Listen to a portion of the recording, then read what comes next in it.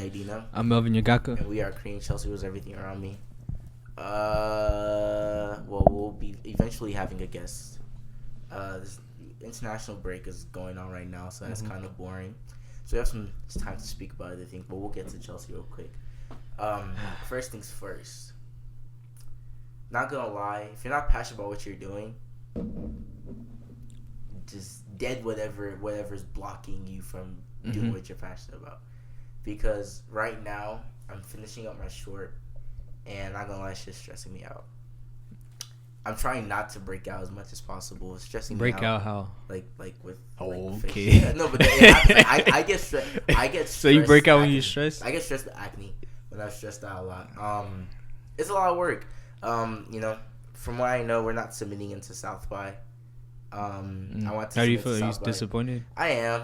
I'm not gonna lie, I really am. I'm trying not to show, but what was holding it? So because you knew it was coming. The issue was it's my first short.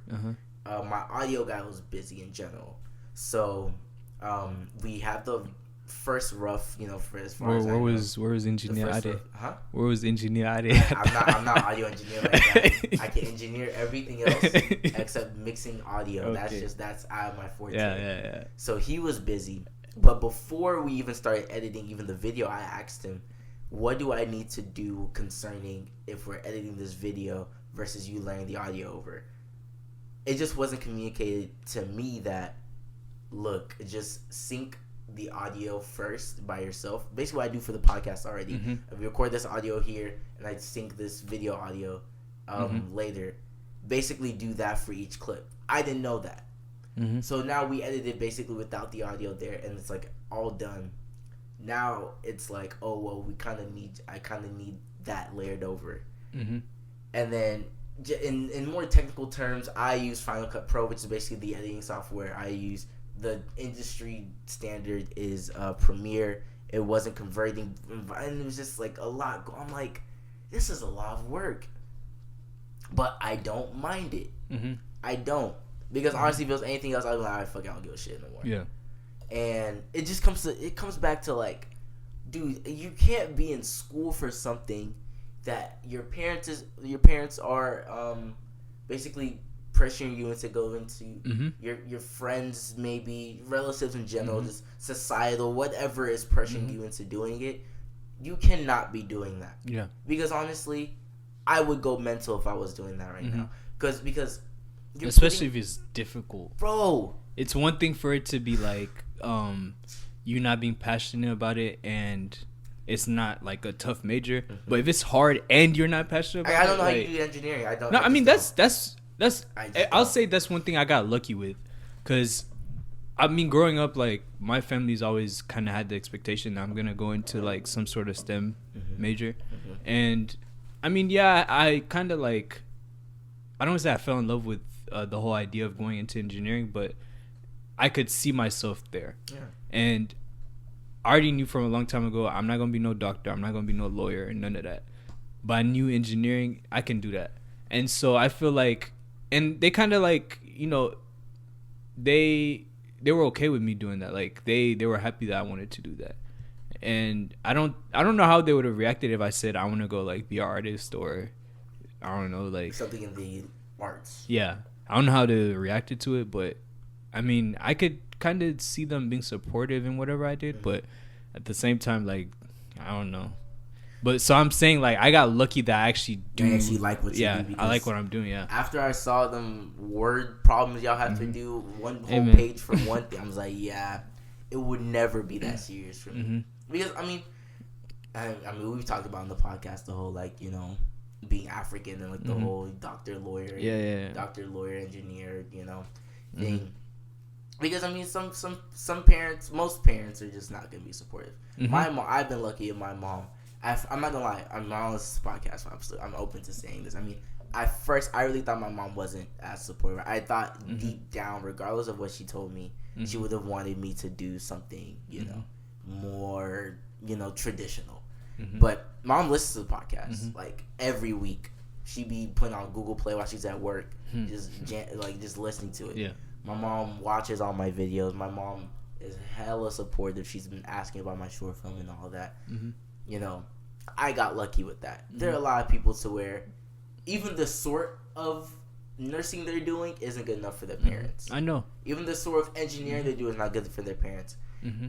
How are you mentally supposed to go through life if you're at every corner you feel like you're gonna get judged? I just don't know how you do that. I don't. And the thing is, I feel like when does it stop with your parents? Like those expectations. Exactly. Like, where is it? My happiness is prioritized over theirs. Like what? Yeah. It seems like for as long as they're on this earth, this is about them, not you. Exactly. Mm-hmm. But at the end of the day, I mean, like, something I would always tell people is, look, at the end of the day, I think you should always be nice to people, because even if you're mean to somebody, sometimes you're gonna forget about what you said to them, but they may remember for the rest of their life. So always try to be kind to people. You don't know what people are gonna remember what they're not. Exactly. So, for example, freshman year, Fred, who helped me produce my short film, he was telling me how I'm like a huge reason why he went to he really got serious about film, because he was doing the whole typical traditional. I don't know which one he was doing, the traditional engineering. I don't know which one it was, and I don't remember this conversation. Freshman year was 2016. No, I feel you. Yeah. He was telling me, I talked to him and I said, look, at the end of the day, you have to live with what you do. You are the one that has to go to those classes. You're the one that has to take those exams. They're not taking it for you. They're not gonna do nothing. So you have to decide what you want. And now Fred is, he's doing what he's doing, and I don't even remember that conversation. And I think a lot of African parents, I'll say, because I can't really speak on other cultures, but Africans in general, their parents, like, I feel like I don't know, I mean, I can really speak on myself, but like, I feel like if I push them enough on, this is what I'm gonna do, at the end of the day, they love you enough to where they'll still support you, even though they're like pissed at you for what you're doing. So they're not gonna just leave you out to dry.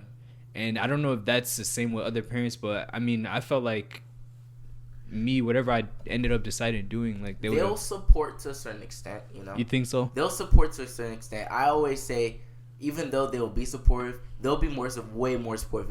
Yeah, most definitely. If you said, "Hey, mom, hey, dad, I need $1,000 for equipment, for this thing I'm doing," he'll look at you. Maybe I can save you, this much, and it's appreciative. Which is that's what I'm saying. Like, they'll still support you. Let it be $1,000 for books. Oh, they'll go through anything. They'll send you $2,000. Yeah, definitely. I mean, at least from the general thing, we can appreciate them for wanting us to be successful and all that. But to a certain extent, like my happiness. But my thing is I feel like I've seen it in other cultures where if they decide not to do what, like, I don't know. Okay, so I feel like whenever I see a lot of Caucasian families or whites, I feel like if they're not going into whatever family, or even Asians actually, if they don't go into whatever family business that they were, like, their family does or whatever their families want them to do, they'll disown them, or they'll be like, oh, we'll never, like, you're on your own now. And I don't feel Africans go to that extent. They still keep you with the family. And so I won't say the majority, but I would say of cases, I know a lot of, like, I know Asian people who cry. So in 8th grade at Yes Prep, when I was in Yes Prep, we had to take a Spanish test going into freshman year, so 9th grade, based on how good you did was like if they put you like Spanish 1, Spanish 2, Spanish 3. We didn't even take a Spanish class. It was just like a placement test if you knew Spanish. We all were gonna fail the fucking class. First of all, it makes no sense, because if I guess and I get a good grade, are you gonna put me Spanish 3? Yeah, exactly. Because I guess. So this Asian guy, Dennis Wu, I'll never forget this guy. We all bullshitted the whole thing, and he made sure he stayed there till the very end. You're telling me. And I don't know what maybe he studied prior, and he was, doing, hey, cabron, he went to Home Depot and was trying to talk to people so he could be ahead of the game. And we were all done. When we take the tax test and there's always that one person. There's always that one person wanting to stay the entire time. Dude, we're all done. I want to go to the gym and go play basketball. He was just still there trying to get it, and I remember after he just cried. And I'm like, what are you crying for?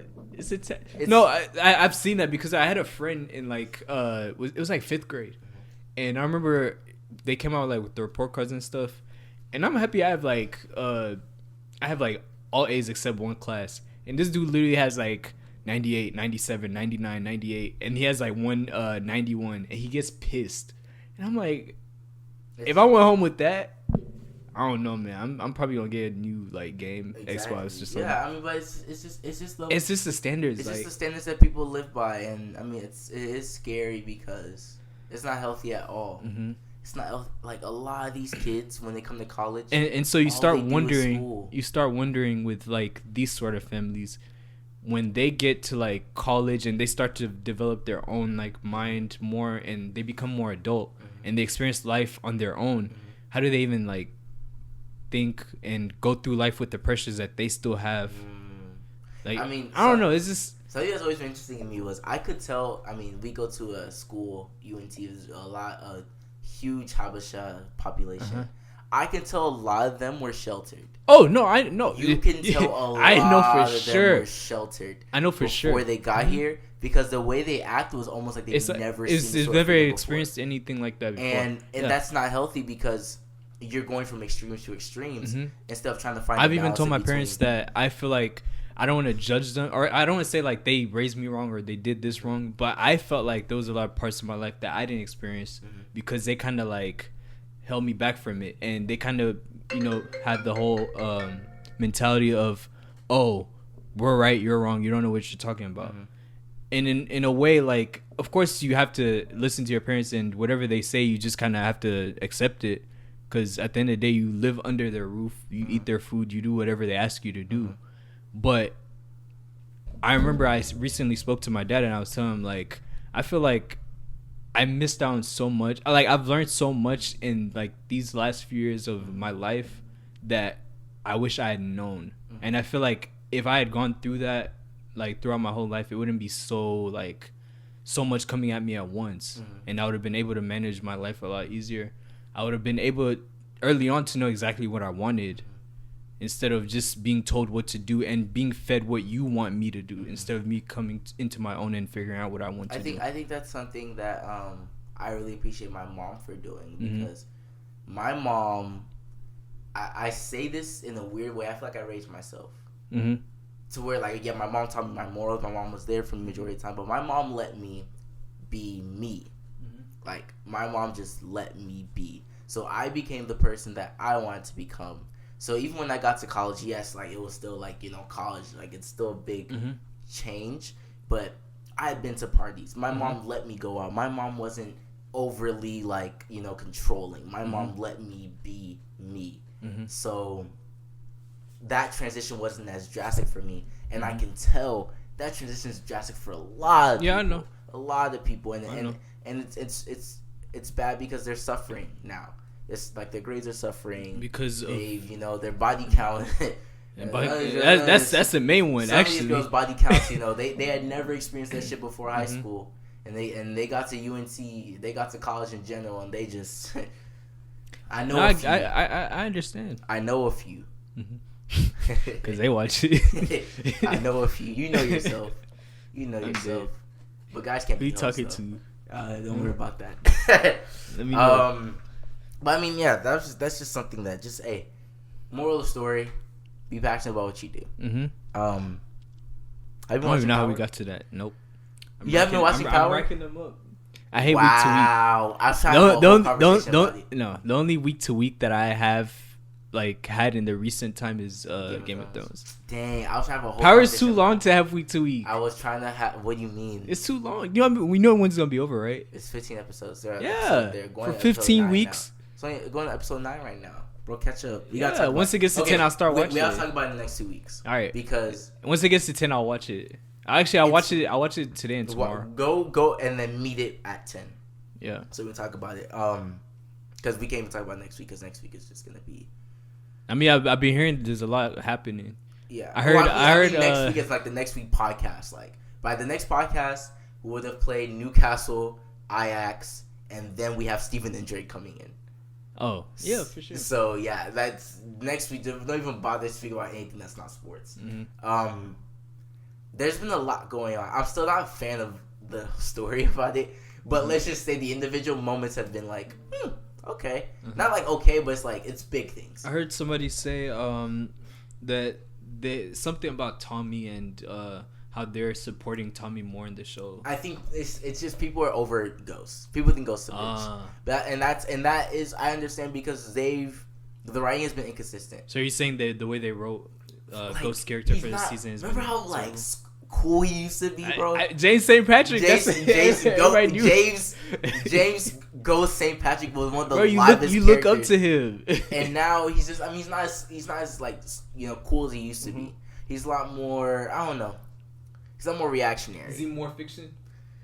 Yeah, he's not the same character. That's all I can really say. He's not the same character. Oh, dang! I really wish you were on top of it. That would have been a good conversation because last week you should have told me. I mean, I really only thought about this week. We can talk about Chelsea real quick. What's happened? Okay, so Reece James is okay. All right, Kante's okay too. Kante's okay. Let me see. My boss is texting me.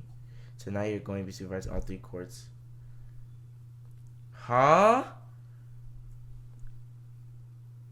Oh wow.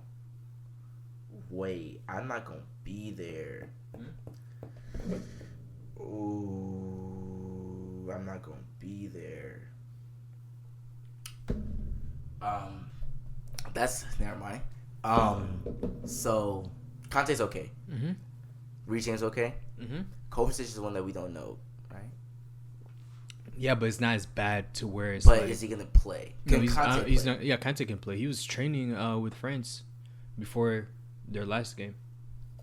But Kovacic isn't playing. I think Kovacic is out. Okay, because the issue was if Kante's not there, well, our replacement is Kovacic. Oh well, he's hurt now, and we were basically gonna be fucked with having to play Barkley and having to push back Mount. I mean, Barkley's been playing well though for England. He had 2 goals in each game. Stop. Anyways, who else is back? Rudiger is back. Rudiger will be back. Emerson will be back. Well, they're supposed to be back. They're back, but they're not gonna play. They're not gonna play. They're gonna be on the bench. Christensen's out now. Christensen's fully out now for this coming game. Yeah, because sure. he's Denmark, right? He got injured. Even Ampadu got injured. I'm like, bro, like Chelsea woes. Did you see Callum? 2 goals. Yeah. Did you see his goals? I heard they were worldies though. God. The second one, I was like, hey, not gonna lie, you have to start. My biggest thing was I just didn't want to come back from the international break, especially coming off of 4-game win I mean, streak. if you look, yes, I mean injuries are affecting us, so that's not a good thing to hear. So going this week, we don't have Christensen. I mean, as long as Kante is good. Honestly, I didn't mind Kovacic. No, and that's the thing, because if Kante is there and Jorginho's already there, like Kovacic wasn't gonna start the game anyways. Yeah, I know. But in terms of I didn't mind Kovacic playing if Kante wasn't there. Worst case. Yeah, of course. I mean, he's gonna start, but I'm saying like it would be different if both of them were. That's what I'm saying. Yeah, exactly. That's why I was like, yo, what are we doing here? But at the same time, if Kante is playing, like whatever other injuries are going on, as long as it's not like Tammy or something. I'm not gonna lie. Or Mount. I know don't play any of our players in international play anymore. I mean, they kind of have to. Like you see how stoked they are to play in the. Don't be. For the English players, we're gonna start doing pep. For the English players. Yeah, but what? Let the national coach say, hey, he picked up something. We're having an injury. He's injured. He picked up something. They're not playing anymore. Since these medical staff don't know what the fuck they're doing. I'm not doing that. No. But I don't know. It's different because like with Pep, the way you see, he kind of controls that team. Yeah, like he controls the players' decisions too. I remember, I forgot who it was. Somebody had decided that they were gonna play in it wasn't Euros. It was some sort of what is it called, summer tournament for their country, and I don't know who it was. It was some city player, and Pep was like, "Are you sure? Like, I'm not gonna guarantee you a spot when what's it called, when the league comes back again, because everybody else is already getting back into training, and you're still playing for your country." And I think that also happened with Chelsea player too. What's his name, Mikel? But this was whenever Conte was here. But I don't know. Like these controlling coaches, like once they've already made up their mind that we kind of decide what happens no matter what. Like we're gonna make the decision for you. You're not going to this. Yeah. Exactly. So I don't know. Once they made up their mind, then you can't really do nothing. Hey man, I think Frank needs to be a little bit more aggressive. You're not playing. Tammy, it's okay. No, they want to play Kane over you. Mm-hmm. They want to play Barkley over you. Don't play. But the thing don't is, play Rashford over you. Don't play. But the thing is, like, if you look at somebody like Tammy, Fikayo, who else?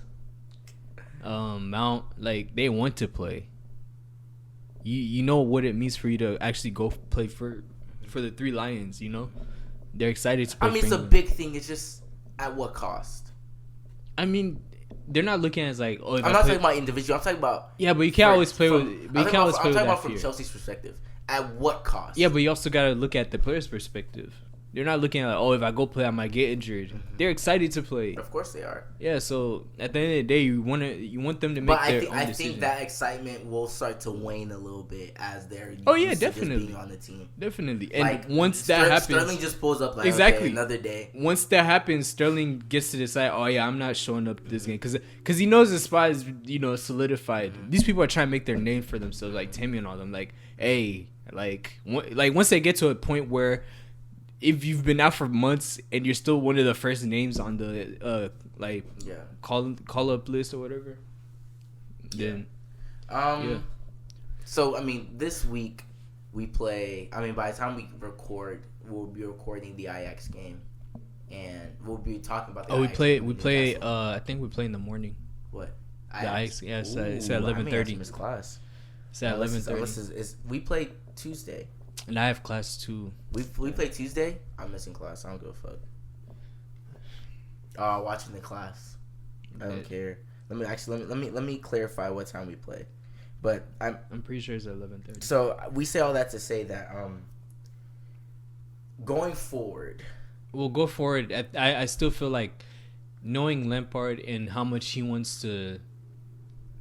He's looking at the players' best interests. Mm-hmm. If anything, Lampard wants these players to have those international games because he wants them to have more experience, more game time. Because we have a pretty young squad. So if it was like we have a Harry Kane on this squad, he would have probably been like, hey, we need you. So don't be going out there putting yourself in danger for. Missing games for us. Qualifier. Exactly. Yeah, they're beating teams 5-0. Exactly. Like, what are we doing here? So that's one perspective. But if you look at our squad having players who are 19, 20 years old, like, they need those games. So, I don't know. Going forward, I don't see him, like, telling them, hey. We play Wednesday. If it's like Conte, then, you can't go. Conte. Yeah, exactly. Jorginho. Exactly. He's a hoe. He makes. Jorginho. I think he's only missed one in the past 2 years. Ashby doesn't even get called up. Yeah, he doesn't get. Willian doesn't get called up. Who else? Willian does from time to time. They're stacked. Pedro doesn't get called up. Who? Anyways, Christian Pulisic. You see his wide open miss. Dude, he got subbed out. And you're the best player on the team. He gets subbed out. The coach said he had flu-like symptoms. Oh, shut the fuck up, dude.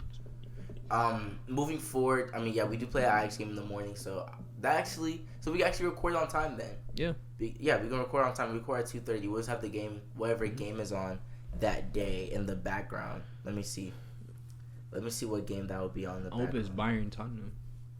No, it will be the last game it will be the last team that they play in that division. And then the next game will be it's the third game. I forgot. So So that game on Wednesday will be probably Inter Dortmund. So it's like that'll be playing on the TV. It's 1-2-3-3-2-1 in terms of games. So 1-2-3-3-2-1. Yeah. So our last game will be Valencia. No. So we'll play Ajax again. Yeah. So and then we play play Ajax again. next, and then we play Lille, and then we play Valencia last. Damn, wait, we play. That's crazy. Play Ajax twice. So wait, sorry. On Wednesday, and then we play Ajax again. Mm-hmm. And then Lille. Two Tuesdays from then. Mm-hmm. So in between then, we have United. That's what I'm saying. That's what I'm about to say. So right now we have Newcastle at home, Ajax away, I think Burnley away, United. I don't know what game we have during the weekend. What game we have during that weekend, and then we play Ajax at home again. So I mean, we play Watford away. It's a tough schedule. Watford away should be. I mean, it's still not easy games. So yeah, Watford away should be 3 points. Watford's not that great. Watford gave Arsenal problems, and that's because Arsenal sucks. So honestly, it should be 3 points against Newcastle. For being honest, 3 points against Burnley, 3 points against Watford. We really don't have a tough Champions League game until that City game. Yeah. Other than that, we're just chilling. That's pretty much it for Chelsea. So will be played this weekend.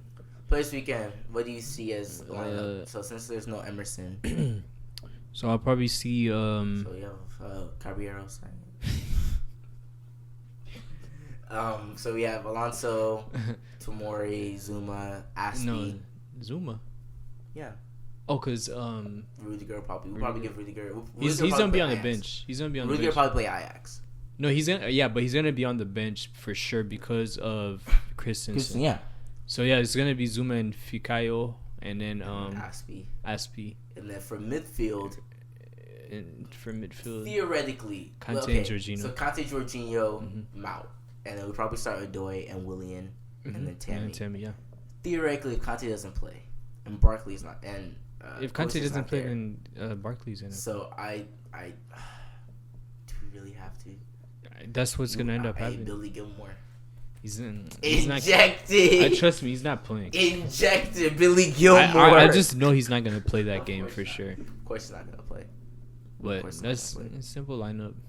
Yeah, simple lineup. And then Ajax is gonna be the big boys. Ajax, that one depends on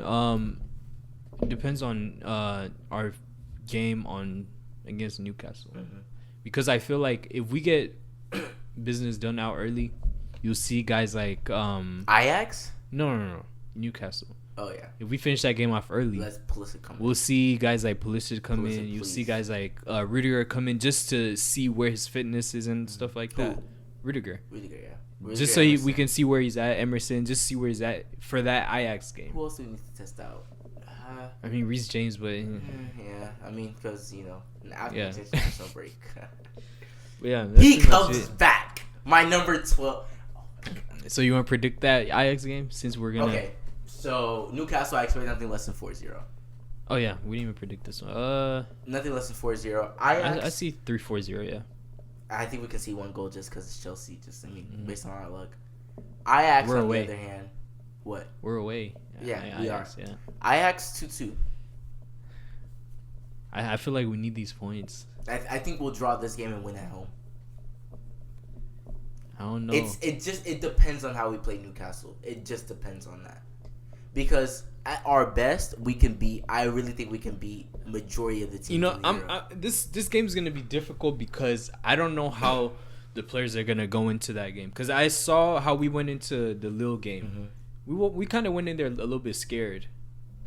I think not scared, but I think it was the first home game for those youngsters.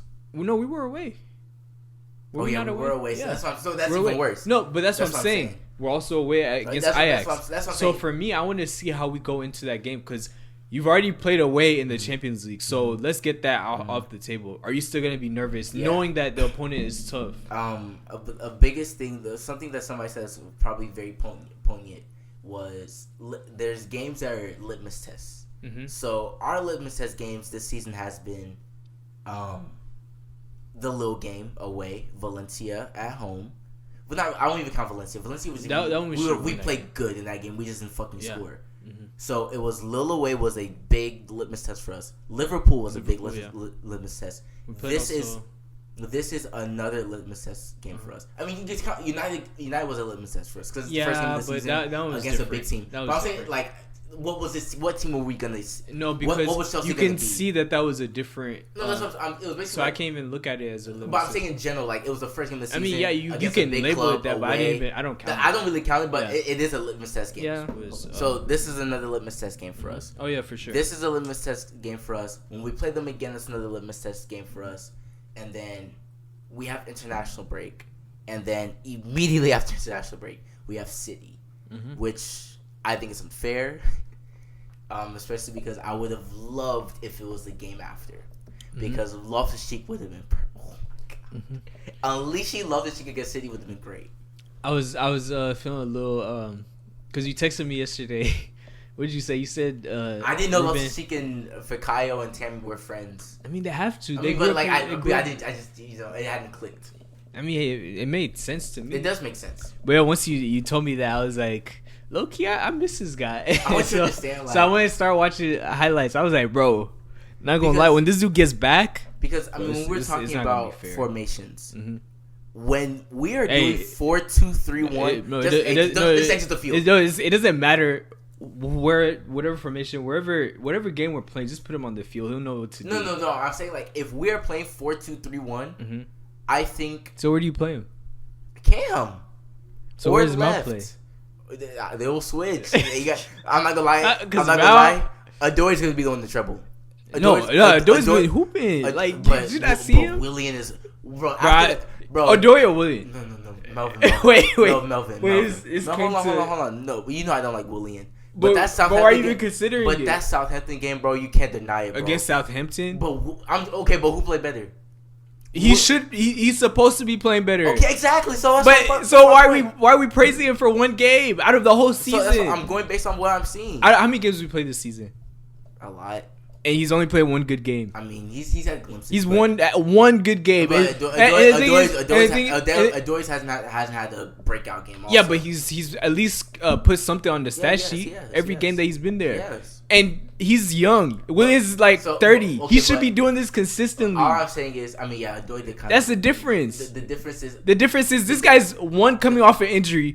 And he's young, so you shouldn't expect that type of consistency. William, he's not coming off injury, and he's a veteran. He should be having hat tricks every game. William has the experience. William is in form right now. They're gonna pick him over Adoy. Yes, of course, but I'm saying I would pick Hudson. No, I'm saying once RLC gets back, and let's say Adoy continues to play, he is. But he hasn't played better than Willian. He hasn't played better than Willian yet. I mean, he's coming off an injury. That's what I'm saying. I'm saying the thing is, that's debatable. Because Williams had one good game, so how can you really say he hasn't played better than him? Folding on the goal that Lil scored, he had a pretty good game against Lil. Overall, who? Willian. I mean, yeah, he had the goal. He had the goal, but in general, he was playing okay that game. It's just that, it's just that Southampton game really blew me away. But when you wear number 10 on the back of your jersey, I expected a lot more. Exactly. So that's why I said if anything. But the thing is, Mount already has more goals than him, and they pretty much playing the same position. Melvin, my point is, Adoy is the one that needs to. But my thing is, if you see guys are like Mount is putting on the Chelsea jersey for the first time this season, and he's already playing better than you. Yeah. So. What are you doing? But no. I mean, but I'm saying for right now, Cho is just not getting back. He's about to start. He's going to score more goals. I agree with you. I'm just saying right now, the person who is probably not going to be starting is Hudson. If William doesn't have that Southampton game, then I agree with you. so you're based off of one game. One game. Not one game on the last game. One based on the last game. No. One based on the last game. If you have a 1 out of 10 percentage rating, like on the last game, 1 out of 10. Melvin, I'm saying basically if William I'm saying William keeps doing this, who's gonna start? I mean, that's the thing though. He's done that once out of 10 games, so you can't even tell me. You can't even. Okay, and I'm going off of based on the start of this season. I'm going off of what the last we've seen. No, the last we've seen is in these last 10 games. The one that needs to step ever since he's put on the number 10 jersey, he's only had one good game. I'm going based on what we've seen lately. Cho's one that needs to step it up for him. No, but Cho. If we talk about what we see lately, Cho's been balling for England. What you mean? Really? What you mean? Okay, so Tammy shouldn't even be in conversation since he only played like fucking 3 minutes. Oh, yeah, that's different. That's my point. I think he played under 21s. Okay. My point is, how old is he? Is he not under 21? We're playing 4-2-3-1. And I have Emerson right next to Fikayo. I mean, okay, so we've already spoken. Emerson next to Fikayo and Rudiger next to Aspie or Reece James. Having Kante and Jorginho right for the day. And having RLC Cam. Mount left or vice versa, whoever, I don't care. Having Hudson-Odoi, Willian, and Tammy up top, just don't bother coming to the game. Just don't. Because RLC... And Reece James on the right. No, that's what I said. Like whoever, the eeny, meeny, miny, mo. And then slowly but surely, Billy Gilmore will slowly be... he's just, the only thing is he's small. He's like 5'7", 5'6", and he's just skinny. So let's just forget Ampadu, right? I mean, he has another thing because Leipzig is terrible. They're not playing him. Yeah. So I mean, based on what we've seen, I don't know. Something that we need to talk about is Giroud possibly leave. I mean, he's bound to leave. It's sad, but I mean, yeah. I mean, we don't really need him. But it's not like he's like because it's not like, hey, you can, like, we don't want you, like, go. It's not like that. It's just the fact that you just have two people in front of you. I'm sorry. And it's not even that either. It's because one person is clearly the number one choice, but he's also not number two. Yeah, exactly. So that's what I'm saying. If it was Tammy, number two, I don't think if it was like down to the three of them, then you're not really sure. Because right now, I would say that, I mean, yeah, he's been playing Bats more. But he's not too far behind him. He's not. And the only reason Bats is really playing is because Giroud had the illness. And so he's getting more opportunities. So that's why it looks like he's more favored than Giroud. Yeah. But Tammy's like already way ahead of both of them. Goals. So it's like he's one goal away from tying Rashford's record in the EPL. That's sad. So it's like he's, in a way, it looks like he's number 3 option. And so at this point, it's like exactly. And so at this point, it's just kind of like, I mean, hey, sorry to break the news to you, but we don't need you. It's gonna really suck. My biggest thing is I don't want to buy anybody. Oh, we're not. I don't want to buy anybody in January. We're not. I wouldn't be surprised if we do. I'll be surprised if we do. You'll be surprised if we do. I think just knowing Chelsea. Well, I mean, depending on where we're at, it depends on where Chelsea, we're at. Let's say we stay top 4 and things are looking good. We don't really need players. Look, Arsenal's probably gonna fold pretty soon. Leicester's gonna fold pretty. We're literally just waiting on one of them because we're gonna be top. We're gonna end the top 3 this season. I've been saying since the beginning of the season. We're gonna end the top 3 this season. I can't even say top 2 because City's still gonna bounce back.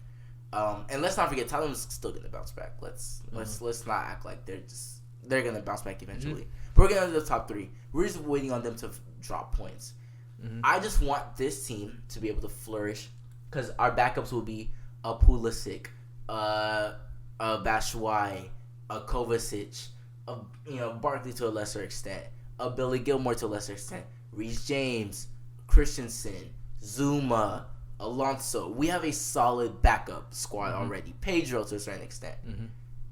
Then we have a Doya or Willian, whoever you pick, So we don't really need players. We just need to see what the season does. Let's end up top 4. I'm trying to push for top 3 because I think we're just better than all the other teams that people are playing over us. And then let's see where we go for it because there's already talks of Willian getting an extension, which I don't mind. I think he has a good game against something. I think you give him an extension and then you sell him off and let's just get Jadon Sancho, and that's all. I think you just let him walk. Let's get some money. I don't care for him. Let's get some money off of it. We already have a lot of money. That's the thing. Let's get more money. Let's get more money. What the fuck? So let's get some money off of Willian. Buy Jadon Sancho. Who else do we really need? Get another replacement for Conte. Get somebody that not only Kovacic is there to replace him. Get one, and then other than that, maybe get another defender. Not gonna lie, a fullback that could. At this point, we're only missing one piece. Just add Messi and we're done. You know how many teams will say that? Every team can say that. Not every team. Even Juve can say that. Add Messi and we're just... Every team can say add Messi. Except Barcelona because they have him already. I mean, not every team though, because I feel like City Ajax had Messi. Oh, that'd be. No, it wouldn't work. If anything, it would ruin it. It would work. It would ruin it. Messi's not selfish because he's a one-man show. No, it's not that he's selfish. Everyone's like, "Oh, we have Messi on the team. Let him have the ball. Forget teamwork." No, just like partially. Actually, you just reminded me. Why did your guy fold? Who? Where's Portugal? Are they going to be in the Euro 2020? I don't make caring about any of the shit I don't care about the Euros. Didn't they just lose? Did they? I don't care. And they're not going to be Euro 2020. I doubt it. I doubt they're going to go. That's what it was. Really? Yeah. That's crazy. I saw the news. Ronaldo didn't show up that game. Sad to see. Because apparently he shows up every game and he shows up most games. When it really matters, when you can count, if there's one player count on, it's probably him. Nah. Did they lose or they lost 2-1. 2-1. Yeah. So, did he score? I don't think so. Did he assist the goal? Let me see. But I mean, if he didn't. I mean that. So he's gonna let it go by. But I mean, why did he show up in the big game? I mean, if he didn't, then yeah, he didn't show up, and he needs to step up. Yes. You want me to not keep the same energy? You have to keep the same energy. You should step up. That's not the same energy. That's brushing it off. But thing is, Messi does it consistently. Oh, so now he does it consistently. He does do it consistently. Let me see what team they played first of all. Where's Portugal? Try to look for Portugal. Ronaldo couldn't show up to put him through to Euro 2020s. Let's pull up the EPL so we can get some predictions. Actually, let's do UEFA Champions League predictions and we'll do EPL because that's more closer to home. Okay, Tuesday, Galatasaray and Real, but it's away. I think this will be Real's first win. Yeah. Hopefully, we have to say hopefully, and that's really sad. Olympiacos Bayern. This may be 9-0. City Atlanta. Anyway, you say Olympiacos and Bayern. I don't know. It might not be Melvin. Olympiacos gave Tottenham a run for their money. And what did Bayern do to Tottenham? Okay. City, I don't care. Shakhtar, I don't care. Atletico Leverkusen. Oh, Atletico. What's their group stage looking like? Let me see if they, because I think Atletico's they have 4 points. Let me see. Yeah, they have 4 points. So, I mean, they're just behind Juve. They definitely need to get some points on the board. So I think that will be the game that they use for that. It's at home, so hopefully they do that. They get the job done there. Club Brugge, PSG. PSG will probably win that game. Tottenham Red Star. Now, the issue is they are just. I am going based off them losing 3-0 to Brighton. They could bounce back this weekend, as far as we know. I still think. Okay, I'll say they'll win. They'll win this game. I mean, they'll probably win. Hopefully they'll win this game. But the thing is, I don't know where Tottenham is these days. Yeah, that's what I'm saying. As far as we know right now, they're probably gonna draw or lose this game. But they could bounce back this weekend. I mean, they have no Lloris this whole season, which kind of sucks. He's out for those. I thought he came back January. He's down 2020. Wow. They say he's not coming back till 2020. Yeah, January. I think so. This is like ligament damage, like on his elbow. I don't know. But basically, they don't have him for a while. All right. Basically, they don't have him for a while. They could bounce back this week. Who knows? But I still, I would just go out. No, I see him just getting some scrappy win. Yeah, I see him getting a win. Juve's gonna fucking win. Prague, Barcelona. Barcelona needs to win this game because Barcelona's been shaky all season. Where do they play? Prague. Slavia Prague. They need to win that game because they've been iffy all season. Inter Dortmund. That's a good game. That's gonna be the game that we're probably gonna be watching in the background. Sanchez is out 3 months. Injury, right? With Chile. I see Dortmund. It's in Italy. You don't care? I see a draw, or Inter who won the first 2 games, or like Dortmund drew. Dortmund drew to Barcelona. I believe Dortmund won their second game.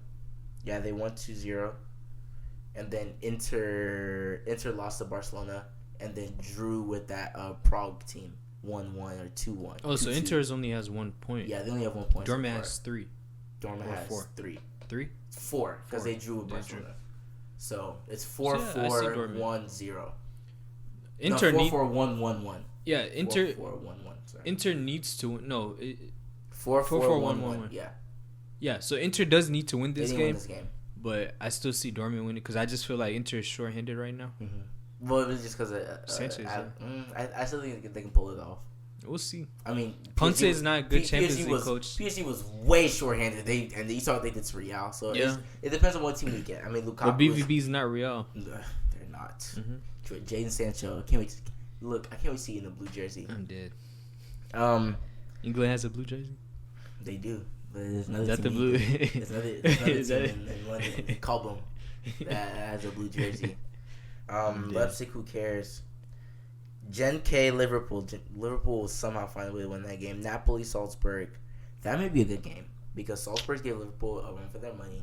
Yeah, because Napoli didn't play too well. Napoli didn't play too well against that Gen K. They only won 1-0. You saw what happened with Liverpool. Isn't that the game they were up 3-0? They were up 3-0. Yeah. They came back and they only won 4-3. They're like, what are we doing? Yeah. You're up 3-0. And they dropped Van Dijk. Van Dijk got dropped and they scored. Yeah, because they stopped like actually playing. I mean, you shouldn't get dropped. Tomorrow's never been dropped. Yeah, we'll see. But they have a good striker, I think. I think either Salzburg. way, Napoli and Liverpool will find ways to win that game. Leon Benfica, who cares? Lille, Valencia. I need this to be a draw. I hope it's a draw. I need this to be a draw. It's either a draw or Valencia loss because they won against us. Yeah. If anything, I'll go more of a Valencia loss. Okay, and Ajax Chelsea. For the sake of our result, whatever happens with that game. Ajax Chelsea. 2-1 us. I don't mind. I say 2-2. Because I feel like we need this win. I think they're gonna. I think Ajax are gonna take advantage of our mistakes. The reason why I say this is more of a must-win game than us facing them at our place is because if we lose this game or even draw, and let's say Valencia wins, then now we're under pressure. Because we'll have 3 points. Because we have to win that game. But if we draw, then maybe not as much. Well, let's say we draw. We have 4 points. They will have 6. Let's say Valencia wins, they have 6. Ajax already has 6 right now, so they have 7 if they draw with us. So it's 7-6-4. So that means our next game we have to win against Ajax. But if anything, the game we need to win is against Valencia. Well, yeah, but let's say Valencia also wins the remaining games. So I don't want to be in the back. So theoretically, if we beat Valencia, our doubts will cancel out. Well, we would have to beat Valencia. That's what I'm saying. If we beat Valencia, our doubts will cancel out. As long as because we'll beat Lille again.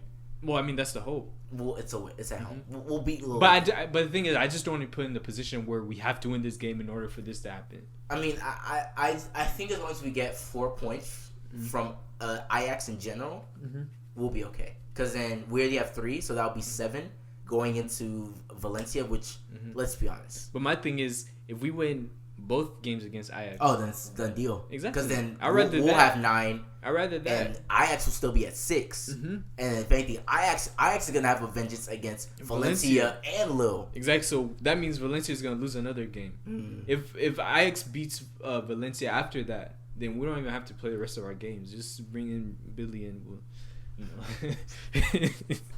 You'll take just bring in Ian Maatsen. All those guys. Just bring in Pulisic at that point. Just bring in everybody. Bring back David Luiz. Yehi, whatever that guy's name is. Yehi, the defender that. Don't even get me started. Let Samori be on the bench, because that's our number 1 center back. I'm dead. But yeah, I think that's pretty much it. That's all we have with EPL. With UEFA. Let's hop into some EPL predictions. Crystal Palace City. Away. The fact that I can't say City will win is kind of scary. City's gonna win that game. Bro, let's go. If they do counterattack again, they Palace beat them last season. Yeah, but it's not happening again. We said the same thing after they lost to Norwich. You don't give. There's some certain people that you don't give bye weeks. You don't give Belichick a bye week, and you don't give Pep a bye week. If you give him bye weeks, I mean that's true. That's trouble. I mean that's true. You know how crazy Pep has been going this international break. I still say the guy's been doing tactics on the board. Don't be surprised if they drop points. They're not dropping points. I will say I still have them winning, but don't be surprised if they drop points. I'll say this 4-1. I won't be surprised if they drop points. I'll say this. I'll say that even as much as what Pep tries to do, it's still gonna come down to the players. And I feel like one thing I've noticed. Is Kevin De Bruyne playing now? I don't know, but one thing I've noticed this season with City players is, I don't want to say that they've lost that hunger, but they've won 2 Premier League titles in a row. So it's like fighting, what's the yearning to win again? Yeah, exactly. And so it's like they'll play great, like no doubt. Like City's gonna continue to play great, but it's moments where you're facing adversity. Where, for example, who are they just playing this past week? Who? City. They lost to Wolves. Mm-hmm. Wolves scored like on the 79th minute or something like that. Exactly. And in that moment is where City would normally find that sixth gear and just kind of like push through no matter what, find a way to win that game. And I feel like as much as they wanted to, it just wasn't there. It wasn't, yeah. And so that's what led to them conceding another goal. And, leading to them losing that game. Letting a right back score 2 goals. How? Exactly. And on top of that, I think City's also looking at Liverpool and seeing how much Liverpool pushed them last year. And they're now kind of like, damn, like, here we go again. Another 38 games where we got to be perfect every game. No, like, they're not robots. Even as much as Pep wants to push them to be robots. So the problem with City is not even the talent. Talent-wise, they're probably the best team in the freaking world right now. But top to bottom. Exactly. The only issue now with City is just more of like the hunger within the players.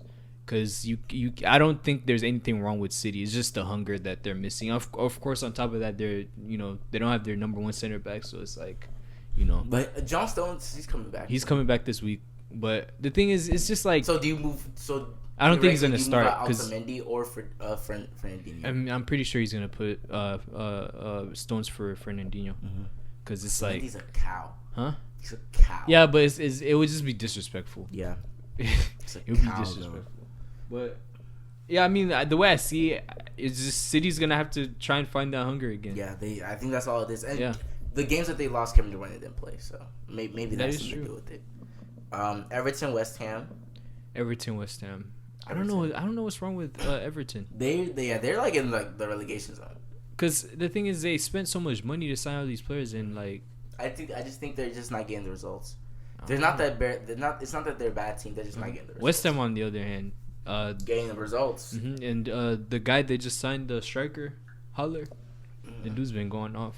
Didn't they get Keane from? No, Keane is Everton. Everton, yeah. He has. I don't think he scored a goal yet. Sigurdsson's not been showing up either. Siggy.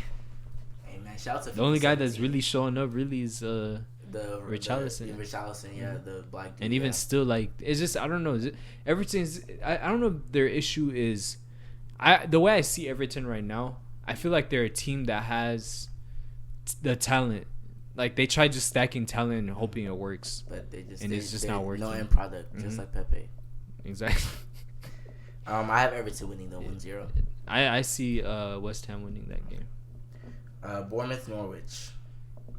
Norwich has just been on the downfall. I think this will be a 2-2 draw. I see Bournemouth winning. Norwich has just started going down again. They just had a hot start. That's it. Aston Villa, Brighton, I don't give a shit. Leicester, Burnley. Leicester's been on the tear. But barely, I think. I mean, yeah, because Burnley's still gonna keep they're gonna push them, but I still see Leicester winning. Yeah, that's why our game this week is very, very. We need to get our momentum going as soon as possible because I think if we play any team off of like how hot we were, we would have beaten a lot of these smaller teams. But now that we're trying to cool down after 2 weeks, we need to get back on fire. So because Burnley is a team that you cannot play with, but I still have Leicester scraping by maybe a 3-1, 3-2 win. Tottenham, Watford. I call him Watford. I can't call him anything else. Watford. I still think Tottenham will win this game, or they'll draw. I just don't see them losing again. They'll win. I can't see them keep losing. But maybe they draw this game. If they lose, Poch is on the hot seat. He's been on the hot seat. Yeah, but like if they lose, hot seat. Yeah. Now he's starting to get on the edge of his seat. Says his ass is blistering because it's so hot. Wolves, Southampton. Wolves. Yeah. I think we demoralized Southampton. It was embarrassing what we did to them. I apologize. Look, Southampton, we apologize for what we did to y'all. That was very embarrassing. I see Wolves winning that one. Our game, I said nothing less than 4-0, 4-1. I say the same thing.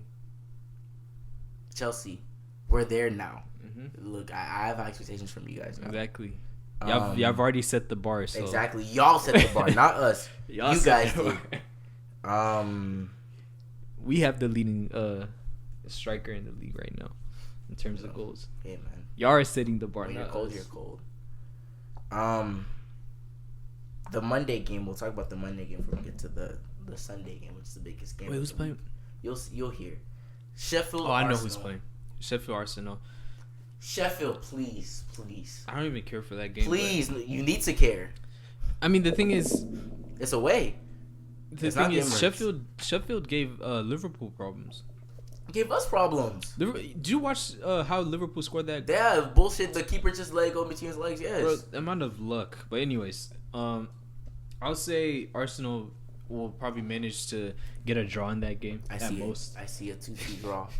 At most a draw. I see a 2-2 draw. At most a draw. I agree with you. At most a draw.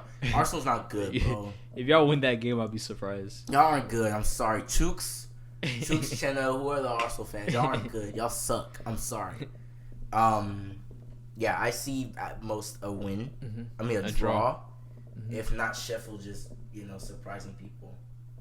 And then game of the week. I already know it. We'll be going to the pub for this one because I need to see United fans in some sorrow for once. And invite all the United fans. I know it's plenty, so you guys better not hide. Excuses. You guys better not hide. How does he make excuses? We say as an example. He's saying he may not be in town all of a sudden. Right. Make sure. Damn, I'm. Hey. Make sure Fake Ade comes. Mm-hmm. Make sure. Philly's probably gonna duck. I'm gonna let it's an Old Trafford, but I still see nothing less than 3-0. But no Pogba and De are out, so yikes. It may be. Hey, not gonna lie, Romero. Yeah, low key is up there.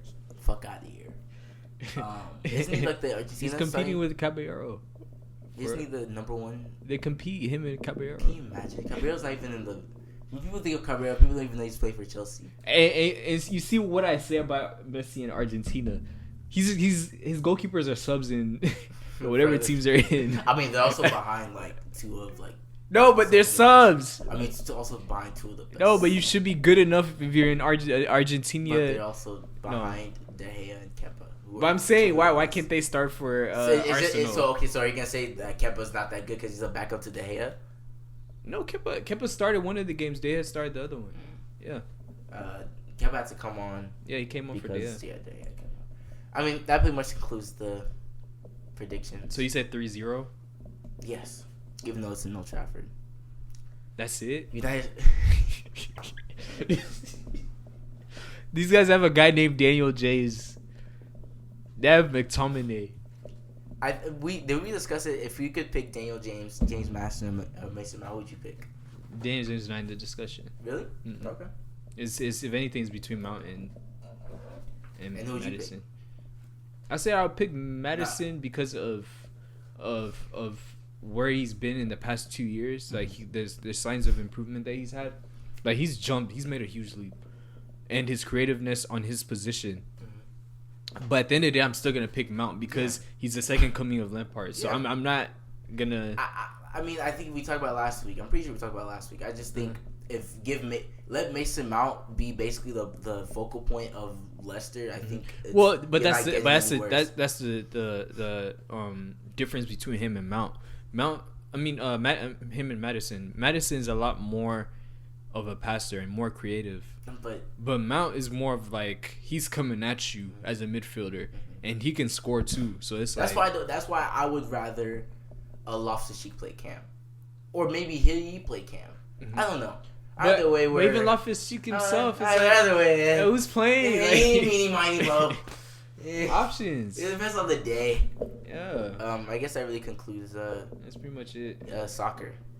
Okay. BRB. Nigga, I'm drinking this whole podcast. Niggas trying to get drunk. Niggas sipping and shit. That's what I'm supposed to be doing. We're talking. Niggas sipping. Anyways, I don't even know where to start with the NFL.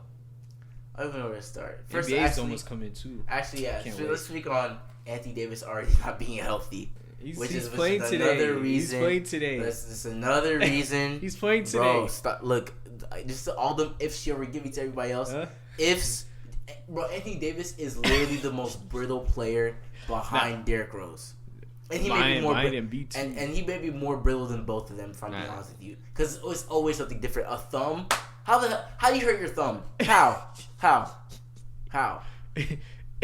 You can't hurt your thumb. Like, you dunk too hard. Or you block the shot too hard. That's not what happened. You just fucking paper mache. And it's contact too. Like, players just be hitting you. And you just like, I really just don't want to hear it. But he's playing today. Yeah, that's cool. I mean, yeah, man, do what you gotta do. So you're knocking him for... I'm knocking him for being brittle, and I'm knocking him for how long. I want to talk about the Pelicans. Yeah, we can talk about Pelicans. Hey, I think they're undefeated right now in preseason. Melvin, you know what?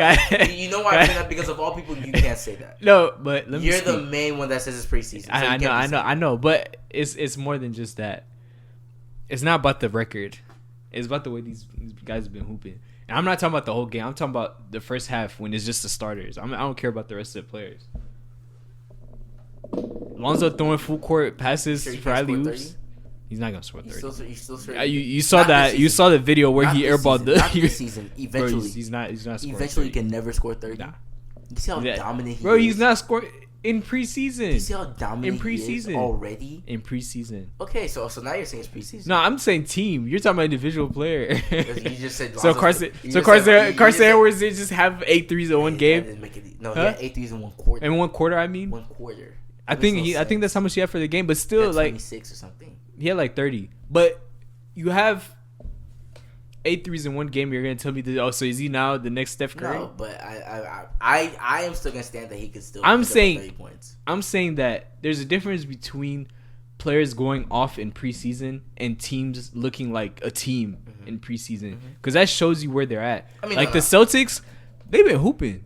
I don't care if it's preseason, but like if you could just see the chemistry and a lot of the one thing I really noticed about the Celtics, and I think I might end up picking them to be my early favorites for the Eastern Conference.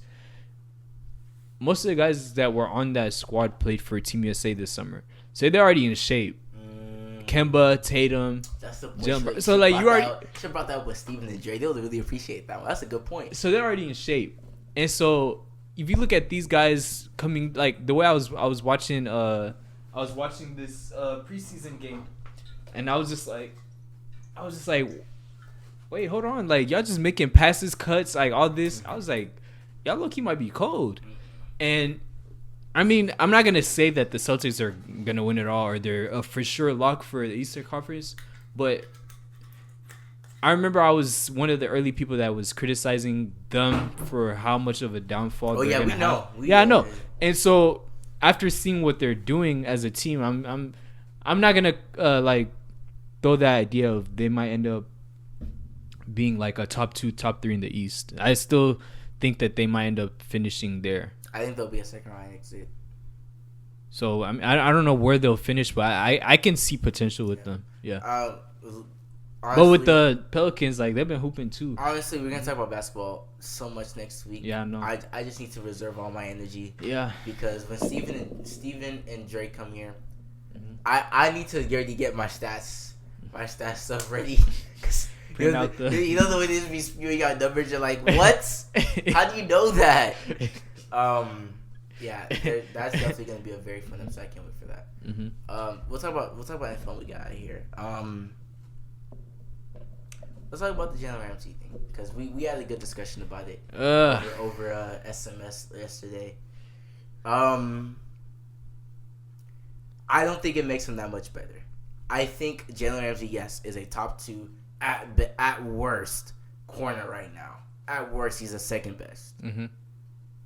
I just still think they're not good enough because I didn't even know Aqib Talib's. But I said that too. You say he's number 1. I said Jalen Ramsey's the best corner in the football league. That's what I'm saying. And I said at worst he's number 2.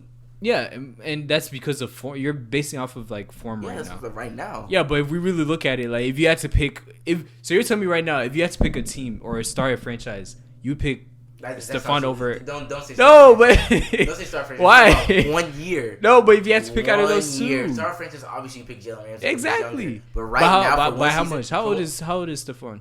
I don't know. He's old. He's been in the game for a while. But if you're gonna pick one for one season, who would you pick? You still pick Jalen? Yep. That's just your opinion. I would still pick Stephon. I'll pick Stephon's been easily pick Jalen Ramsey. He hasn't played anybody. But after what he did to Juju, that was just, I was like, yeah, you're just on a different Yeah, level but right Juju is a great receiver, but he's not But top tier. Like he made him null and void. He made it seem like he wasn't even. no, playing. but he's not top tier. Like, and on top of that, Stefan's playing under Belichick. Like, of course you're gonna be. No, good. but they're playing man. Like just No, man to man. Yes, he's the second best corner in the league. On top of playing on a great team. I think he's number one. It's just like Brady. Brady's already a great quarterback, but now you're playing with a great coach too. Like, of course you're gonna be the GOAT. I still think he's number one. No, but Jalen Ramsey going to the Jags. I already said. Rams. I mean Rams. I already said that he's the number one corner to me personally, and the Rams have improved, not by that much, but they haven't because it keeps leaving still hurt for like 6 to 8 weeks. Yeah, but he'll be back for playoffs. Yeah, but so for right now, I mean, how you're gonna be a wild card by then? But it changes how teams will play the Rams because now you can play more man with Jalen Ramsey than you could before. At the end of the day, but here's the thing. At the end of the day, niggas was still disrespecting their D line because just No, put 3 niggas on Aaron no, Donald. but that's nobody else I'm getting to that point. You play Jalen Ramsey man with whoever best receiver they have on their team. Mm-hmm. I think Talib plays. He's a great corner, but like, you know, you have Jalen Ramsey playing man with whoever receiver they have, and now it changes how your defense is not gonna change from playing more zone to more man when it comes to that. And so when you're playing more man, more people you have more people that can come pressure the offense. Meaning, no matter how many people you put on Aaron Donald, you still have a lot more people coming for you. The issue is the rest of their secondary isn't great either.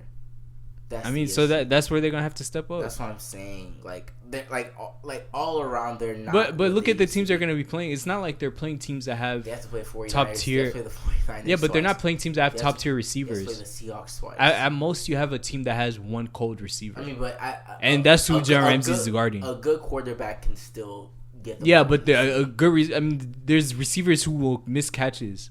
Yeah, they'll drop passes. That whole Cleveland. We'll get to them. But my point is, like, as much as a quarterback will give you great passes, like even Deshaun, you saw the amount of great passes he made to what's his name? Will Fuller, and he just missed so many. He had at least 2 touchdowns he should have had. 2 or 3 touchdowns. Exactly. So you can only do so much as a quarterback. So meaning on this trade, yes, they're better. It's Jalen Ramsey. Yeah, exactly. But it doesn't make them that much better. Because the Seahawks are still cold. Yeah. And the one game they lost, let's be honest, bro. But at the end of the day, I still hold them to the standard of, are they better today than they were that Super Bowl night? No, because their D-line got worse. Who'd they lose? Sue. How? Like they lost him for like. Sue went to the Dolphins. Yeah. Wait, didn't he used to play for? He played for Lions. Yes, he's played for Lions. Now he's on the Dolphins. So that was a big thing because he's not Aaron Donald, but you had to account for him. Dante Fowler is good too. He played for the Jags, right? He played for the Jags, but he's not what Ndamukong Suh was. Mm-hmm. So I mean, we've talked about like how like pressure on the quarterback has suffered on the D line, on the Rams D line because they just. As long as you stop Aaron Donald, you're not getting through. That's why Clay Matthews has been playing good because when he's able to screen, there's always a hole because they've accounted for everybody else. Mm-hmm. Are you gonna do that every game? You don't have to. Really? Yeah. They're gonna figure you out. You have to be able to basically because you have a young coach who's supposed to be supposedly. I'm gonna use this point to transition to another game. I mean, yeah. So to put Boy on it, they've gotten better, but how much better? How much better have they gotten? Can they beat the 49ers? Can they beat the Seahawks? Can they beat the Saints? And that's just in the division. Can they still beat the Bears? But it's more to do with their offense and their defense. That's what I'm saying. But the offense, how much better did the defense really get? I mean, it got better, did it not? It did, but how much? Like, you know what they say, getting you over the edge. But that's the thing.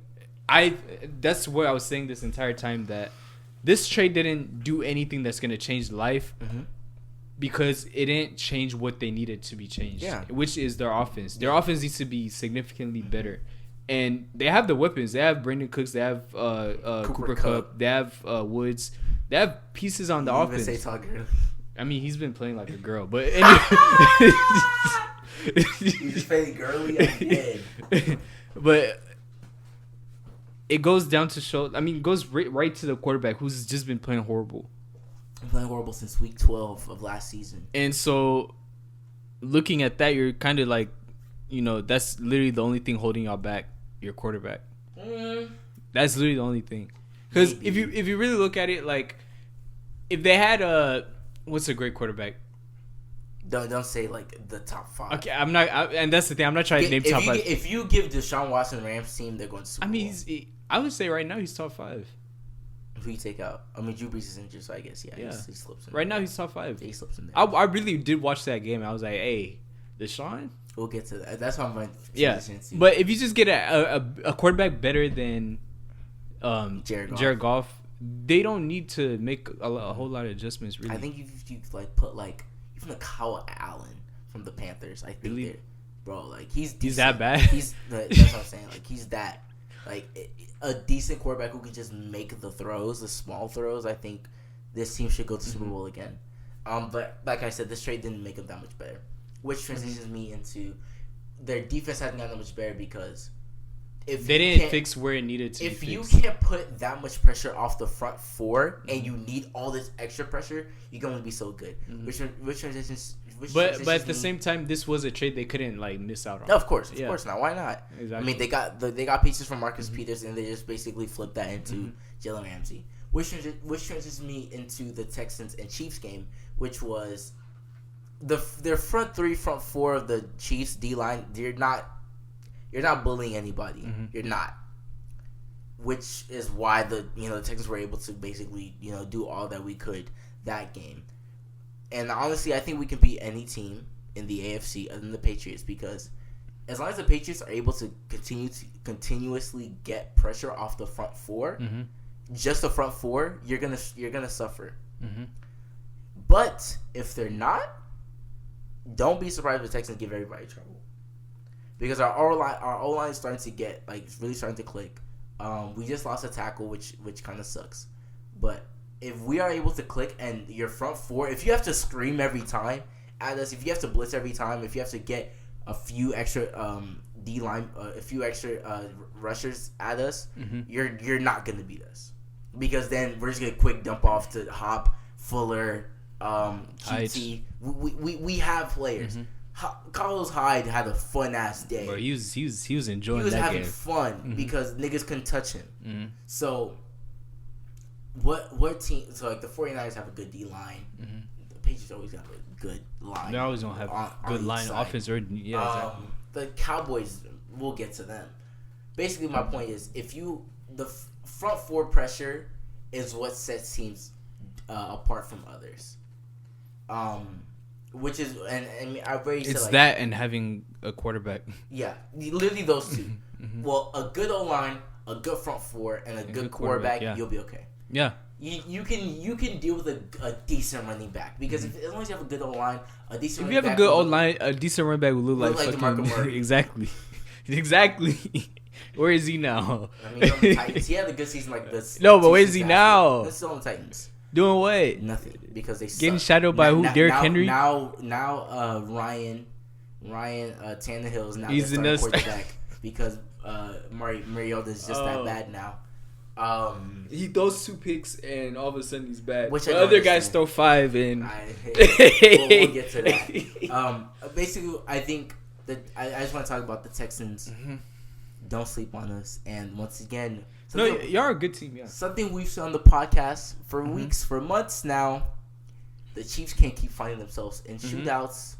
They can't, because eventually you're going to run out bullets. But it's not even, it's really on the defensive end, so they need to make trades. But 24 is not enough points.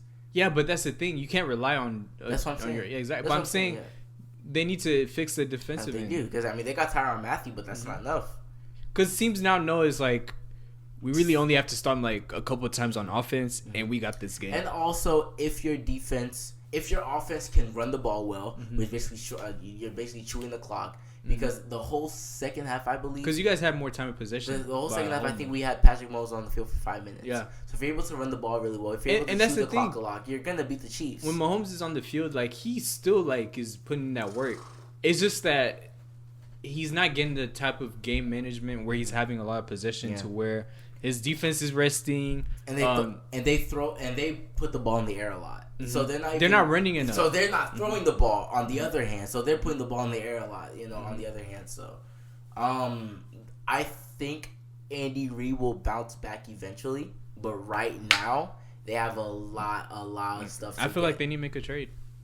They should have got that Jalen Ramsey trade. It should have been but it shouldn't even be that. It should be on that line, D line. No, I think that the secondary. No, niggas be having fun in their secondary. No, but if you really look at this game specifically, how much pressure that Deshaun was getting, zero. So even when they were blitzing, exactly when they're about to blitz and nothing's gonna happen. You hear this is what happened when the Chiefs blitz. They'll literally you can see a blitz is coming, and then the quarterback says "hut," and then you're like, where'd they go? It's like, where's the blitz? Yeah.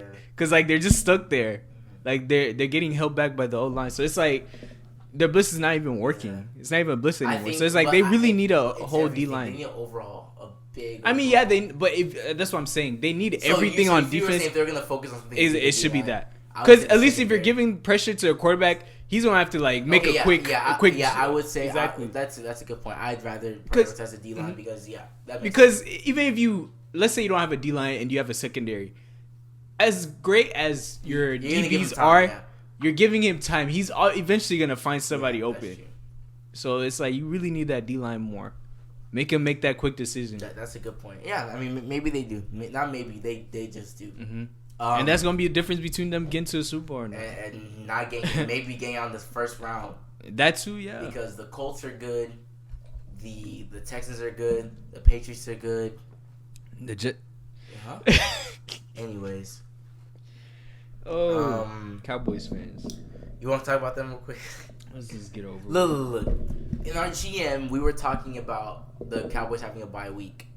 And we thought oh yeah, you're just talking about the Jets game, thinking that this game was already in the bag. Yeah, exactly. Because I remember when we were looking at their schedule, we were like, Jets win. How do you allow? Was it 20? They were down 21-0 or something. 21 something. That's embarrassing. I want you to understand. Just hadn't won the game. That's already. St. Darnold just came off of mono. Fresh off of mono. He couldn't be around the teammates. He couldn't. He was fucking infectious. And y'all lost to that person? 3 losses in a row? Not gonna lie, they made him look good. I mean, but the thing is, St. Darnold's been had glimpses since last season. But I'll say with, that's the thing with, I feel like with the Jets, they just didn't trust him. They haven't had a great quarterback, so it's kind of like you're having this young quarterback come in, and he's now your new leader. It's hard for you to just all of a sudden just trust him, trust he's gonna get you to the right place. When you audibles, coaching also is not exactly. And so there's a lot of factors into how their offense is gonna perform. As great as he is, as a talent coming up, it's always gonna be hard. But you still don't lose to that team. You can say, Mari was 100%. Fuck out of here, but you guys still have Gallup. Tavon Austin. There's no excuse to losing that game. But if you look at the Cowboys side, Zeke still had 100. Yeah, but if you look at the Cowboys side, they were missing I think a few of their tackles. Zach Martin and Tyron Smith. Exactly. So that is a huge because this dude Dak was taking hits.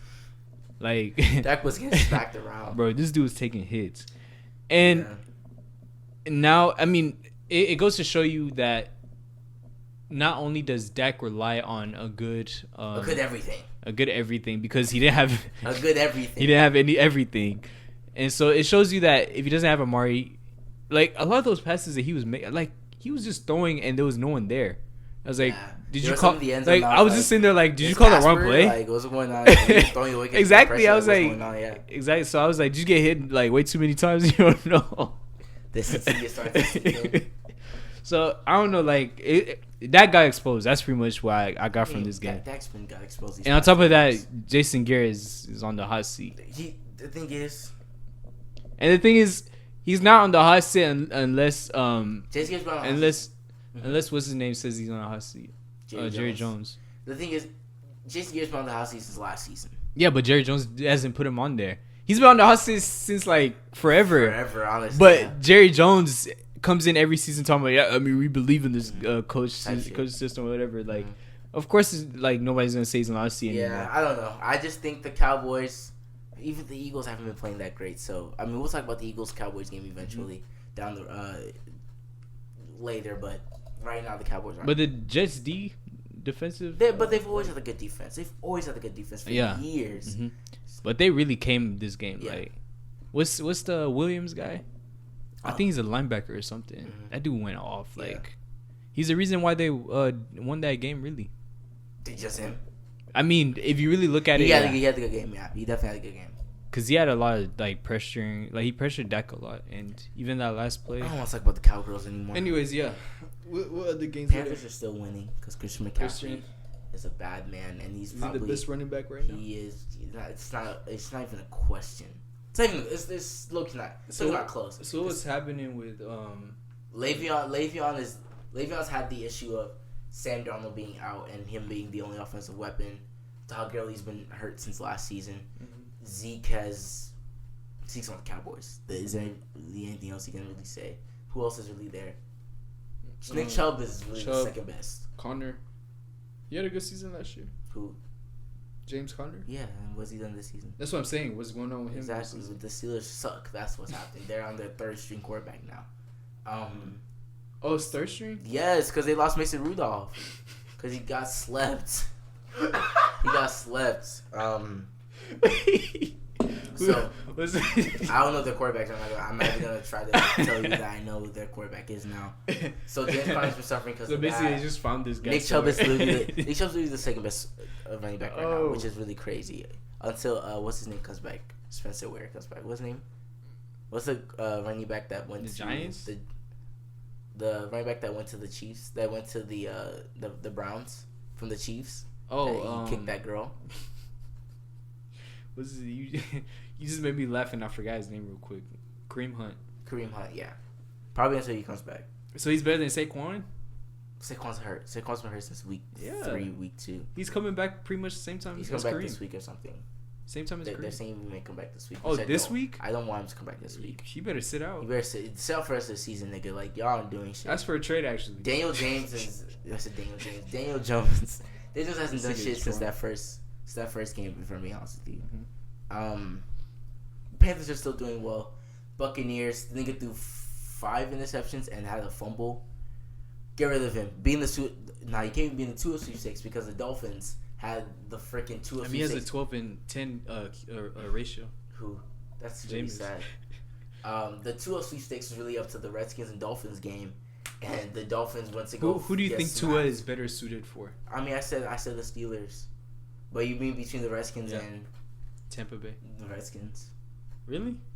Oh, or Tampa Bay? Yeah. Oh, Tampa Bay. Mike Evans? Exactly, that's what I was about to say. I'll take Mike Evans any day. But, I mean, they lost. The 2 of sweepstakes was literally won last week by Miami losing to the Redskins. They were both defeated teams. They should just went to overtime. Overtime and take a draw at that point. But, I mean, I guess they didn't want to be the 2 of sweepstakes. They had too much pride for themselves. Browns are still struggling. But then again, they play the Seahawks. The Seahawks are still great. You see Russell Wilson? His communication. Bro, I was just about to say that. How cold can you be? That already wins you MVP. You know, that adds to your MVP resume. Like, I played a game where I didn't have communication. That dude, I mean, and the thing is, it would be one thing if the drive didn't end like with nothing, but he scored a touchdown off that drive. So it's like, you look at it and you're like, man, like, I thought Russell Wilson was good, but like I didn't know he was this good. Yeah, nah, dude is a different breed. And how many interceptions has he thrown? He hasn't thrown any yet. So I think it's like something. He has second. You have him on fantasy, right? Second in completion rating. No, second in touchdowns. He's first in a bunch of things and second on completion rating. First or second in anything. You have him on fantasy, right? Of course I do. Yeah. I have him in both of my leagues. You didn't even draft him. That's the sad part. Who? Me? I didn't draft most of my players. Exactly. So that's what. No, I drafted him. But I didn't draft most of my players. No, I drafted him though because I came in and all the quarterbacks are gone. I was like, y'all gonna leave Russell Wilson? Shit, yeah, you guys got something more than that. For him, Carson Wentz. Anyways, Carson Wentz actually picked up before him. Nobody really cares about the Browns. It's the same thing. you're just not performing up to where you need to be. Mm-hmm. We're gonna give you guys this season. Let it be a wash, because Odell's gonna start bitching. Mm-hmm. Eventually, You think so? I know so. He's gonna start bitching soon. We're gonna talk about Texans, Chiefs. Let's talk about Dolphins, Redskins. Vikings finally had a good game, and the Eagles had a bad game against them. Oh, they played the Eagles. They keep dropping passes. Carson Wentz hasn't been the same. I don't know, man. Maybe he just doesn't have the same team around him. But he has good receivers. I don't know what's wrong their with defense because they keep dropping passes. So that's not on him. But he also threw 2 interceptions. I mean, but catch the ones that you're being given. That's true.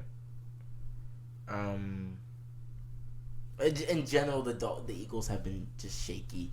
The Vikings are not this good. Vikings aren't this good. The Vikings are gonna get exposed if they play any good team. Mm-hmm. Saints keep winning. I don't know how. They keep winning. Cardinals, I think is this the second one? It's their first win. Congratulations against the trash ass Falcons. Won by 1 point. Wait, Colin Murray had 3 touchdowns. Wait, hold on. He had a good game. 3 touchdowns. Okay. Who cares? Titans, Broncos, who gives a shit? Bengals, Ravens, who gives a shit? Steelers, Chargers, who gives a shit? 49ers, Rams. Mm-hmm. Rams keep losing. I really thought Rams were gonna win this game. I guess 49ers have only played easy teams. They have so far, but it's gonna change. Their D line is crazy. Bosa kid is crazy. They still have Richard Sherman, who's not he's not who he was. Yeah, but they're crazy. But their D line in general is crazy. Wait, on their D line they have Bosa. They have Bosa. They have someone like they have a pretty good D line. Their secondary is not like the worst. Wait, Bosa, the one from Chargers? Or? Yes, no. Or he has a brother. No. I'm pretty sure it's Nick Bosa and something Bosa, or maybe Joey him. Bosa. Joey Bosa's on the Chargers. Nick Bosa's another. They're brothers. I think they're related of some sorts. He's cold. You saw what he did to fucking Baker Mayfield. In general, 49ers aren't that good. Mm-hmm. They're gonna get exposed pretty soon if they play. They have to play the Seahawks twice. Mm-hmm. That's when we're really gonna see. We said the litmus test. Oh, then they still haven't played them. They haven't played them yet. Wow. The Seahawks only lost to the Saints, which I really don't count that game. We talk about litmus test games. That's gonna be the litmus test game. I mean, they kind of had one though. What? Against Rams. The Rams scored 7 points. Yeah, but in comparison to 3 teams that played, the Rams have lost. Or 4 teams. 2 games in a row, 3 games in a row. No, but I'm saying compare Rams to the teams that they've won against. That's true. I mean, you can say it's the best of the bunch, but they're still not that great. Still a litmus test. That's what I'm saying. Not as much. Not. It feels big in the season, yes, but not at this point in the season to where we see the Rams have cracks. The last game I want to talk about is this Lions-Packers game, which has been the most controversial game of the season, most because the refs was absolutely horrendous. Mm-hmm. The issue with this game is the Packers are still going to win the game, but there were some bad calls. Oh yeah, I'm talking about some calls that are just like, were you tipsy like me right now? Like, are you crazy? Mm-hmm. They were still going to win the game. That's the issue. That's why it's not as big as it should be. Mm-hmm. Because we all know deep down Aaron Rodgers is still going to win that game somehow, some way. Did you have anything else? You don't give Aaron Rodgers any hope of winning a game, because if you do, he's gonna do it. Just don't. Mm-hmm. After giving him 55 seconds against the Cowboys, that's when I was like, yeah, just don't. But they had no excuse to losing that game. The Lions, yeah. Yeah, especially because I think they were up by what, it was 21. No, the Lions were winning majority of the game. Yeah, exactly. Heading to the fourth quarter, I think they were winning. So it's like, how do you allow them to come back? Who, the Lions? Yeah. They're not the Packers. They're not Aaron Rodgers. Still no excuse, but yeah. What else was that? That's pretty much it. All right, last thing we'll talk about is predictions for NFL this week. We have pretty decent. We have Broncos Chiefs. This is tomorrow. Maybe the Chiefs will win this game. Mm-hmm. Even though the Broncos defensively have been pretty decent, Flacco is still. We know where he is at this part of his season, his career. I have the Chiefs winning that one. Jaguars, Bengals. Who gives a shit? Bengals haven't won a game. Tua sweepstakes in full effect. Packers, Raiders. Who cares? How much do you think they can get for Dalton? If they were to trade him, A second rounder. Really? If that. You don't think teams need a quarterback? Let's say who needs a quarterback? Because if you really look at it, the teams are in the Tua sweepstakes. Let's say they don't get Tua, and let's say he goes for. Let's say you think John Hurts is better than Dalton. Yes. If you're gonna take a chance on anybody, because you have to pay Dalton. Are you saying because you've already seen what Dalton can do? You have to pay Dalton, and you have to pay him. Yeah, you have to pay Dalton. But he can't ask for shit. Yeah, he's been in the league long enough. So because of how long he's been in the league, you have to pay him. So if you're gonna take a chance on any quarterback, I'd rather it just be a rookie, because next season I think Burrows, or I think is he the dude from LSU? I don't know if he comes on next year or the year after that. He's gonna be cold, and they also have Trevor Lawrence next year. So a lot of teams can take a risk of not being a 2-6 this season, and they can also wait for Justin Fields. So there's a lot of quarterbacks coming out eventually. So a lot of teams don't need to be in the 2-6 yet. Who cares about the Bengals? Moving on, Colts, Texans in Indianapolis. It's gonna be a tough game. It's gonna be a tough game, but I still think the Texans. This is the Texans game to lose. Y'all can win this game, yeah. This is the Texans game to lose, in my opinion. Coming off a hot win, yeah. Cardinals, Giants. Who cares? Cardinals. I think Giants. Daniel Jones, if Saquon plays, the Giants are gonna win this game. No, because Daniel Jones, he shows signs of him being a good quarterback, but then he'll go and throw some stupid pass and get a pick. Same with Sam Darnold. Same with Kyler Murray. Same with all these other quarterbacks. Yeah. I have the Giants winning. You have the Cardinals winning. 49ers, Redskins. Who gives a shit? Saints, Bears. Wait, hold on. In Chicago. What's the Saints record? 4-1, 4-4. They're 5-1. That's crazy. They're 5-1 without Drew Brees. Imagine once he comes back fresh. Amen. Super Bowl? Bears, Saints. I'll say Bears. In Chicago. I think Bears will finally get a win. I think they need it. They're 3-2. I think they'll win. They need it. I think they start off 3-0. I think they've lost their last 2 games back to back. They need it, yeah. Have they lost their last 2 games back to back? No. Who did they lose to? Oh, they started their season losing to the Packers, yeah. And they lost to the Raiders, which still makes no sense to me. Ravens, Seahawks. Seahawks are going to win this game, especially in Seattle. Moving on. Chargers, Titans, who gives a shit? Rams, Falcons, who gives a shit? No, okay. This is a litmus test game. Who in Falcons? Rams, Falcons? Why is it litmus test? How bad are you guys? So how bad are you guys? So the Falcons is a litmus test for how bad you are? No, the Rams. How far down? So you're saying if they lose to the Falcons, if you lose to the Falcons, then it's okay. Because the Falcons just lost. That's what I'm saying. Who they just lose to? Cardinals, right? Cardinals, yeah. Yeah.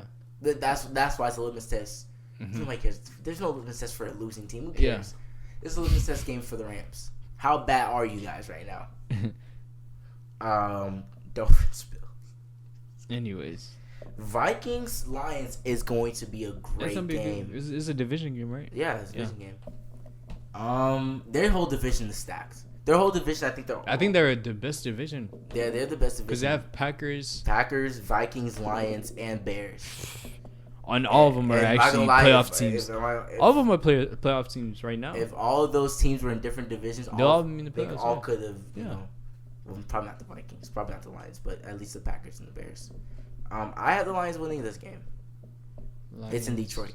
Lions and Vikings. I don't know. I'll probably say, yeah, I'll go with Lions. What was I about to say? There's a game I'm missing that I didn't talk about, I believe. No, I didn't. Oh, yeah. Okay, I see it.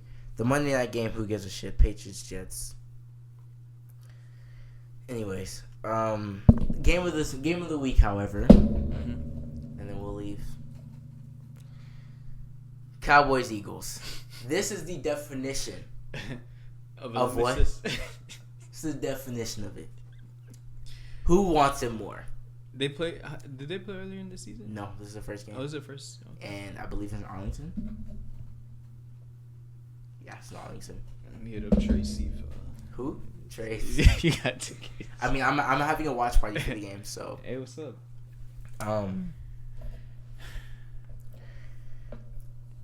As a Cowboys hater, I want the Eagles to win. Mm-hmm. As a non-Cowboys hater, the Eagles will still win that game. Really? Just because if they don't have their own line back, they're gonna lose. If they don't have what's his face? If they don't have Amari back, they're gonna suffer. Mm-hmm. If Dak is still unconfident, they're gonna suffer. Mm-hmm. The only issue is if the Eagles basically beat themselves. You know what I'm talking about? If the Eagles beat themselves, that'll be the only way that they'll lose this game. So if they drop passes, basically, I have the Eagles winning this game. I see Cowboys winning because they've lost 3 games in a row, and they're at home. So I'm not mad at that. I expect them to win. I'm not mad at that. If anything, they're on the whole team is on the hot seat. Both teams are on hot seats. More on the Cowboys. They're both 3-3. Yeah, but it's more on the Cowboys. But they're both 3-3. In terms of Falcons. Yeah, but you don't only wins against. But you don't lose 3 games in a row though. That's true. Yeah. So if it's like, how do you start 3-0 and then you lose now 4? That's true. That's a good point. So I mean, I don't know, and they're home, so everything's just pointing towards Cowboys have to win this game. That's why I'm picking them. Yeah. If they lose, it's the Cowboys. Like, no one's surprised when they lose anymore. After you lose to the Jets, you lose to the Jets, you have to just look yourself in the mirror. All right. Anyway, that's anything else? I think that's it. Gave you a nice little 90 minute plus episode. Somehow, someway. No guess. For first no guess. Did you get me? That's gonna be the name of the episode. No guess. Yeah. We'll see you guys later. My name is Adina. I'm Melvin Yagaku. And we are Cream. We'll see you guys later.